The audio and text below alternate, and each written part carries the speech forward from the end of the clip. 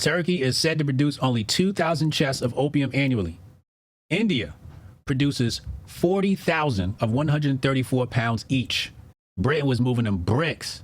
When the emperor was asked to license the sale of opium, what was his reply? It is true I cannot prevent the introduction of the flowing poison. Gain-seeking and corrupt men will, for profit and sensuality, defeat my wishes, but nothing will induce me to derive a benefit from the vice and misery of my people. These were the sentiments of the Chinese monarch. What was the conduct of the so-called Christian Englishmen? They determined to go on poisoning and demoralizing China till they provoked the government to war and then massacred the people to compel the continuance of the sale of opium. Another illustration of the truth that poverty is the source of crime and depravity is found in India. Statistics and evidence of recent travelers show that the amount of vice in the different provinces is just in proportion to the length of time they have been under British rule. Is just in proportion to the length of time they have been under British rule.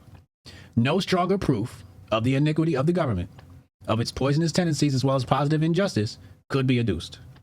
The people were told that they must either raise this plant, make opium, or give up their land.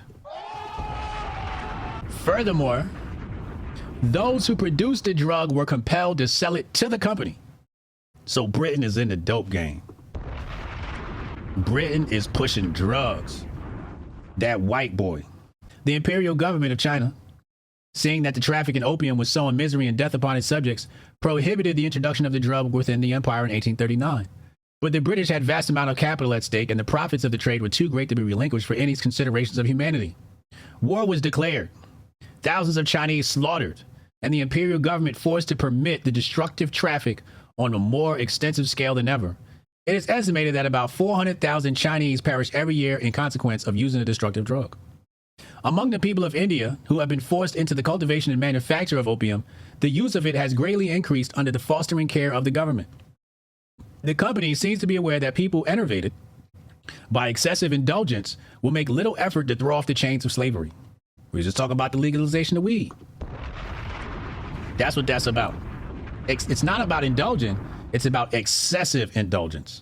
And the excessive indulgence is they want to drive that in order for you to have little effort to throw off the chains of slavery. So you don't revolt. So you don't get up and do anything about your life. Keep the Hindu drunk with opium and he will not rebel.